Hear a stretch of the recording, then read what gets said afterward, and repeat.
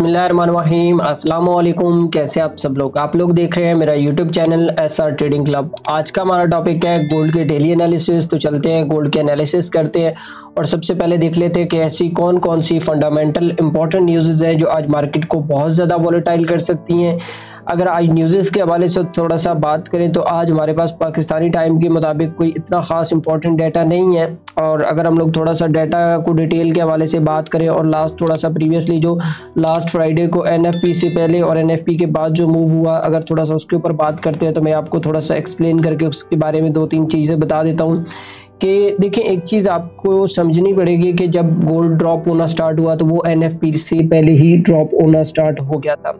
अच्छा, इसके पीछे 2-3 रीजंस थी जो गोल्ड इतना ज़्यादा ड्रॉप आया, वो मैं आपको बता देता हूँ। एक तो चाइना ने जो है वो गोल्ड की बाइंग जो है, चाइना के बैंक्स मुसलसल पिछले कुछ 6 से 7 मंथ से गोल्ड की बाइंग के अंदर थे और वो जो है वो लगातार सोने को बाय करते जा रहे थे।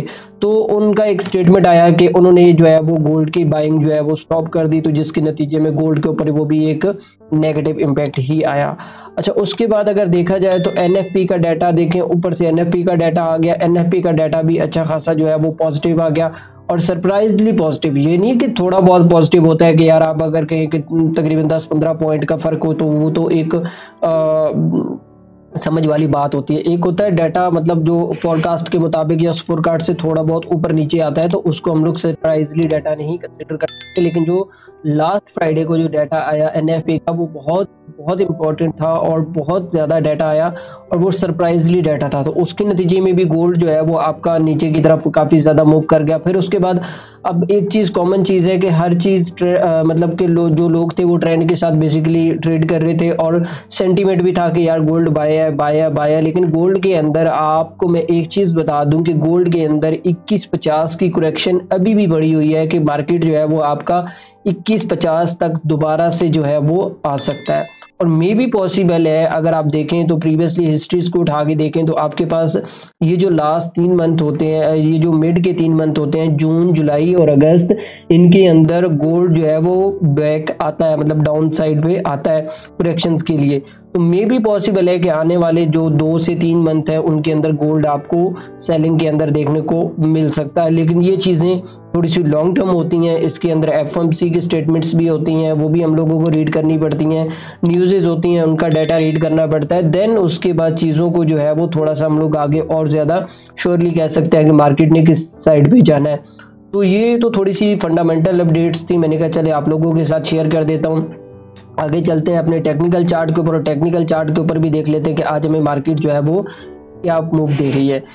अच्छा, जैसा कि आप लोगों को पता है कि ये गोल्ड का H4 का टेक्निकल चार्ट है और अगर हम लोग बात करें थोड़ा सा टेक्निकल वे के हवाले से कि गोल्ड हमें टेक्निकल सेटअप जो है वो किस तरीके से प्रोवाइड कर सकता है, तो अगर आप लोग यहाँ पे एक चीज़ को नोटिस करें, मैं आप लोगों को बता देता हूँ कि मार्केट के अंदर ये वाला जो एरिया था, ये वाला जो एरिया अगर आप प्रीवियसली देखें तो मार्केट यहाँ से गिरना स्टार्ट हुआ और ये इसके पास जो है वो मेजर जो सपोर्ट लेवल था, ये वाला सपोर्ट लेवल था, तो इसने इसको भी ब्रेक किया। तो अभी प्रीवियसली मार्केट के अंदर जो ये वाली जो रेंज चल रही थी, यहाँ पे जो रेंज चल रही थी, इस एरिया को मार्केट ने ब्रेक किया और ब्रेक करने के बाद ये वाला, अब इसका ये वाला जो सपोर्ट एरिया है 2285 का जो सपोर्ट एरिया है, अगर ये ब्रेक होता है तो मार्केट आपकी सीधी 2250 तक भी आ सकती है। ये बात आपने याद रखनी है। तो अगर यहाँ से आपको कोई डबल बॉटम के ऊपर कोई एविडेंस मिल जाता है तो फिर आपके पास मार्केट के अंदर चांसेस हैं कि मार्केट जो है वो आपको दोबारा से जो है वो 23-27 जो है वो देखने को मिल सकता है। फिर दोबारा से मार्केट अपनी जो है ना वो ट्रेंड के हिसाब से अपनी जो मूव है वो स्टार्ट कर देगा। चलते हैं अपने H1 के चार्ट के ऊपर और H1 के चार्ट के ऊपर मैं आपको बताता हूँ कि वहाँ पे एनएफपी के अंदर क्या हुआ। अच्छा, अगर हम लोग बात करते हैं थोड़ा सा H1 के चार्ट के हवाले से, अगर आप लोग यहाँ पे एक चीज़ समझे ना तो यहाँ पे दोनों साइड से स्टॉप लॉस हिट करवाए गए हैं। अगर आप लोग देखें मार्केट का जो प्रीवियसली मूव था, यहाँ पे टेक्निकली वे में बात कर रहा हूँ, जो प्रीवियसली मूव था वो ये वाला मूव था कि मार्केट अपनी जो रेंजिंग सिचुएशन के अंदर चल रही थी और मार्केट ने इसका ब्रेकआउट किया, प्रॉपर टेस्ट किया, टेस्ट के ऊपर एक कैंडल दी और उसके बाद मार्केट के अंदर जो है वो बाइंग स्टार्ट होगी। अब यहाँ पे क्या हुआ कि इसने इसका ये वाला जो हाई है ये भी ब्रेक कर दिया और यहाँ पे क्या किया कि इसने जैसे ही इस लो को ब्रेक किया, यहाँ पे कोई एनएफपी नहीं थी।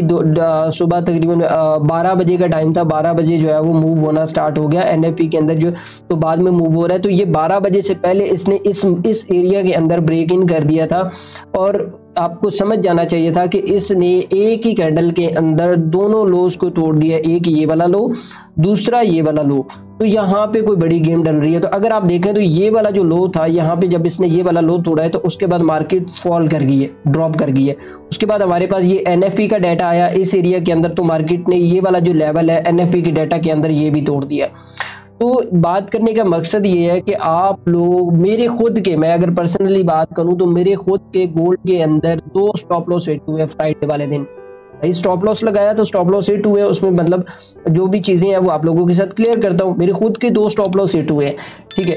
अच्छा, बात अगर करें थोड़ा सा टेक्निकल वे के हवाले से कि आप लोग स्टॉप लॉस लाजमी यूज किया करें, क्योंकि लास्ट ये जो सैटरडे संडे गुजरा है तो उसके ऊपर मुझे बहुत ज्यादा मैसेजेस आए कि सर हमारे अकाउंट वॉश हो गए, हमें समझ नहीं आ रहा कि गोल्ड किस तरीके से मूव करेगा। तो मैंने उन लोगों को ये भी बताया कि यार आप लोग स्टॉप लॉस यूज किया करो। अब देखो 100-200 पिप की तो रिकवरी पॉसिबल है, लेकिन अगर आपका अकाउंट चला गया तो आप क्या करोगे, मुझे ये बताओ आप। तो ये चीज़ें जो है वो आप लोगों को समझनी पड़ती हैं, मतलब थोड़ा सा ये ट्रेडिंग साइकोलॉजी के अंदर चीज़ें आती हैं और सबसे पहले आप अपनी साइकोलॉजी को जो है वो बिल्ड किया करें। और साइकोलॉजी ऐसे बिल्ड नहीं होती, उसके लिए आपको एक्सपीरियंस चाहिए, नॉलेज चाहिए, देन जाके उसके बाद चीज़ें आपको समझ में आती हैं।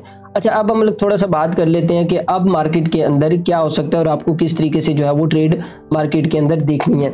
अगर हम लोग बात करें थोड़ा सा करंट सिचुएशन में, तो करंट सिचुएशन के ऊपर ये वाला जो सपोर्ट एरिया जो मैंने H4 के अंदर भी आप लोगों को सपोर्ट एरिया बताया है, 2285 का जो सपोर्ट एरिया है, वहां से अगर आपको कोई बुलिश एविडेंस मिल जाता है तो यहाँ पे अगर आप देखें तो हमारे पास एक डबल टॉप बॉटम सिचुएशन जो है वो देखने को मिल रही है। तो यहाँ से फिर आपको मार्केट जो है वो करेक्शन दे सकती है, तकरीबन ऑलमोस्ट 23-20 तक या 23-27 तक जो है वो करेक्शन दे सकती है। तो ये चीज़ें भी आपको जो है वो समझनी चाहिए। अगर हम लोग थोड़ा सा फेबो के हवाले से बात कर लें, फेब को लगा के देख लेते हैं कि फेब जो है वो हमें क्या कह रही है। अच्छा, मैं इसका कलर थोड़ा सा तब्दील कर लेता हूँ ताकि आपको फेब के लेवल जो है वो ईजिली समझ आ जाए। अच्छा, यहाँ पे अगर आप लोग देखें फेबो को देखते हैं तो फेबो के अंदर जो हमारे पास जो मेजर लेवल होता है वो होता है 5061 का लेवल। तो ये इतना बुरा ड्रॉप था कि इसने फेबो के लेवल्स को भी तहस नहस करके रख दिया। अब यहाँ पे फेबो के लेवल भी सही तरीके से प्रॉपर एडजस्ट नहीं आ रहे हैं H1 के अंदर।